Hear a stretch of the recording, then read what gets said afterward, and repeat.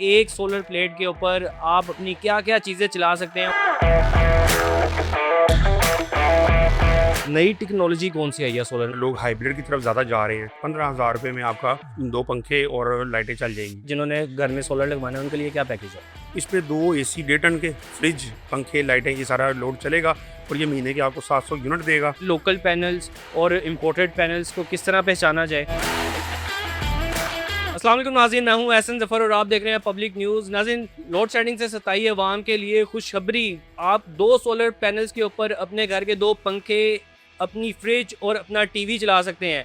ये 2 पैनल्स कितने के लगेंगे, इनका क्या रेट है, तमाम तर चीज़ें इस वीडियो में हम आपको बताएंगे। हमारे साथ यहाँ पर मौजूद हैं मुज़म्मिल साहब, इनसे बात करते हैं और इन्हीं से जानते हैं। मुज़म्मिल भाई, मैं आपसे जानना चाहूँगा 2026 में नई टेक्नोलॉजी कौन सी आई है सोलर में? सबसे पहले तो ये बताइएगा। देखिए, ये जैसे जैसे चीज़ें आगे बढ़ रही हैं तो इसमें भी जो ग्रीन एनर्जी है, जो सोलर पैनल्स हैं, इनमें भी जिद्दत आ रही है।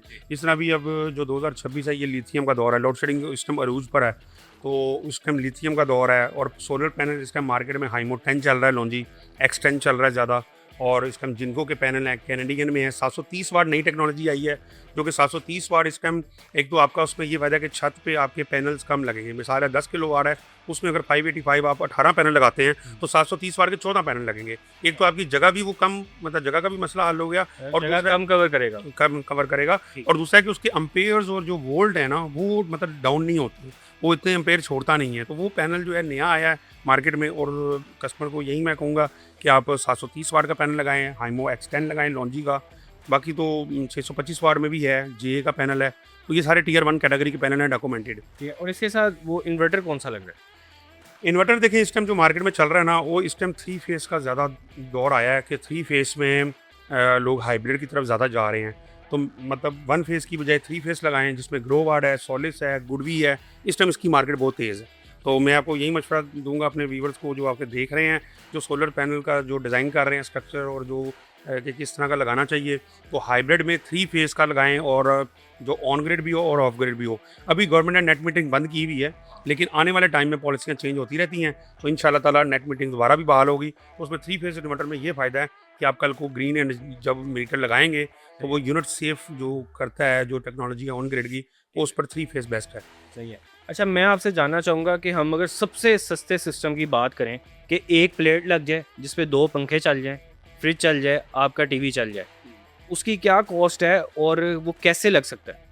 देखिए, उसका तो तरीक़ाकार ये है कि एक प्लेट पर जो लोग अपने घर के पंखे लगाना चाह रहे हैं, लाइटें लगाना चाह रहे हैं, जो नहीं अफोर्ड कर सकते, उनके लिए तो है कि 300 वाट का पैनल है, उस पर 2 पंखे और लाइटें आपकी चल जाएंगी। उसके साथ एक MPPT कंट्रोलर लगाएं और तकरीबन कोई 15,000 रुपये में आपका 2 पंखे और लाइटें चल जाएंगी। 15,000 रुपये में? यस।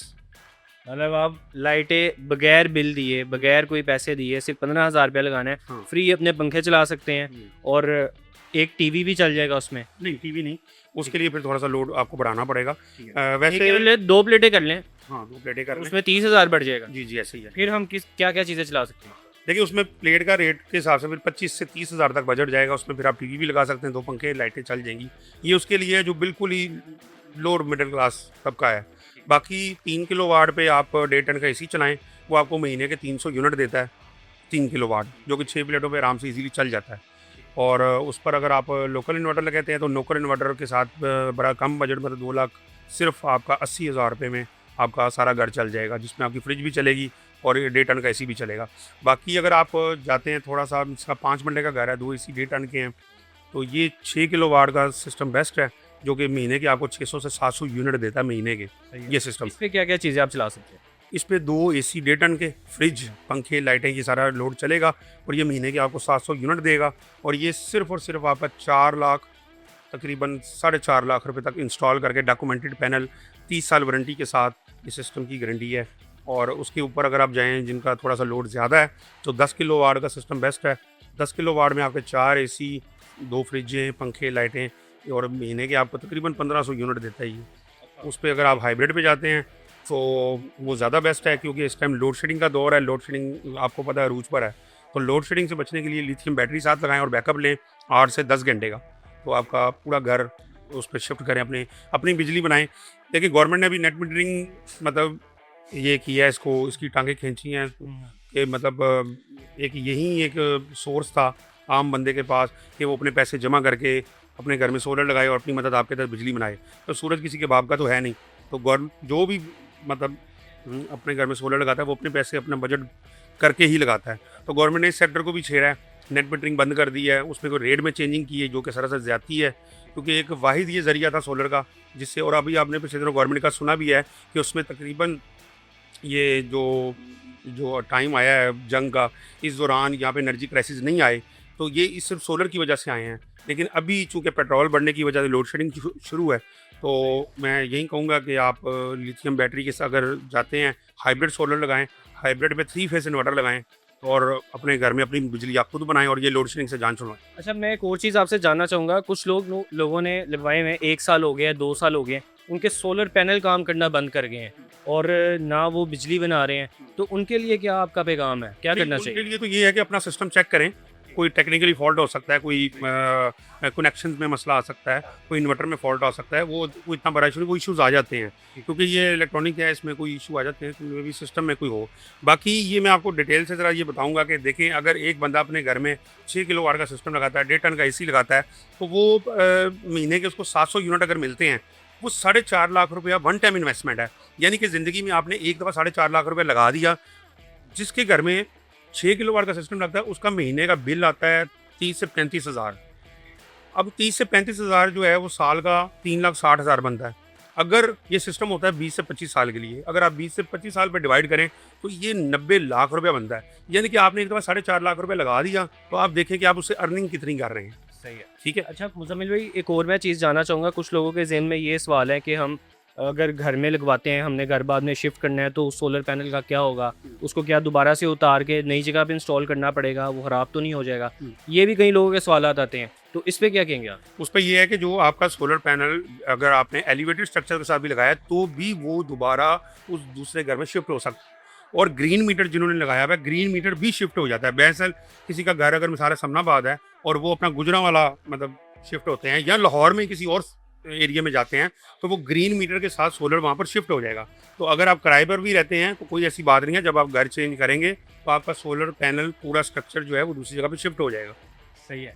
अच्छा, अब लास्ट में कोई पैकेज बताएं कि 5 मरले वाले जो घर है उनके लिए क्या पैकेज निकाले आपने, और 10 मरले का जिन्होंने घर में सोलर लगवाना है उनके लिए क्या पैकेज है? देखिए 3 किलोवाट मैंने आपको बताया कि हम 2.5 लाख और 2,60,000 रुपये तक इंस्टॉल करके दे रहे हैं विद इंस्टॉलेशन। और अगर आप मतलब 6 किलोवाट पे जाएं तो ये तकरीबन हम 4.25 लाख रुपए में इंस्टॉल करके दे रहे हैं। ठीक है, इसमें ये दिन का है, इसमें बैटरी अटैच नहीं है, तो ये बड़ा ही एक कम पैकेज है और इसे फ़ायदा उठाएं। और ये तकरीबन इसकी 25 साल वारंटी है, डॉक्यूमेंटेड पैनल होंगे, A ग्रेड के होंगे, और तकरीबन आपको ये जो मैंने पहले भी बताया कि 6 किलोवाट आपको महीने का 700 यूनिट देता है और 700 यूनिट 5 मरले के घर में इनफ होते हैं। अच्छा, वारंटी किन किन चीज़ों की है, और अगर कोई चीज़ ख़राब हो जाती है तो वो फिर चेंज करके दी जाएगी? हाँ जी, उसमें देखिए जो इन्वर्टर है उसकी 1 साल की वारंटी है, कुछ इन्वर्टर हैं उनकी रिप्लेसमेंट कंपनी वारंटी देती है, और पैनल जो है उनकी 25 साल वारंटी है। तो आज तक तो अभी तक तो कोई ऐसा हमें कहीं से कंप्लेन नहीं आई अल्हम्दुलिल्लाह। तो इसकी वैसे वारंटी 25 साल होती है। मैं आपसे वो चीज़ जानना चाहूँगा कि मार्केट में लोकल पैनल्स भी बहुत आए हुए हैं, तो कैसे क्या पहचान है कि लोकल पैनल्स और इम्पोर्टेड पैनल्स को किस तरह पहचाना जाए, और कोई अगर सोलर लगवाने के लिए निकलता है बाहर तो किन किन चीज़ों का ख्याल रखें? देखें, पहली बात तो ये है कि लोकल पैनल जो है ना वो यहाँ पर इंडस्ट्री नहीं है, पाकिस्तान में इम्पॉसिबल है, क्योंकि ये जो टेक्नोलॉजी है हाफ कट की, ये अरबों रुपए की मशीनरी है इसकी, तो ये चाइना से ही इंपोर्ट होता है। अब उसमें ये होता है कि कुछ कैटेगरी होती है, कुछ डॉक्यूमेंटेड आते हैं, कुछ डॉक्यूमेंट्स के बगैर आते हैं। तो पैनल आप डॉक्यूमेंटेड लें, Tier 1 के लें, उसकी 30 ईयर्स वारंटी होती है, तो वो उसके डॉक्यूमेंट साथ होते हैं। तो जो भी पैनल लें आप उसके डॉक्यूमेंट के साथ लें। बहुत शुक्रिया मुज़म्मिल भाई, थैंक यू सो मच। नाज़रीन, हमारे साथ मुज़म्मिल भाई मौजूद थे, इनकी गुफ्तगू आपने मुलाज़ा की, इसके साथ ही अपने मेज़बान को दीजिए इजाज़त। अल्लाह हाफ़िज़।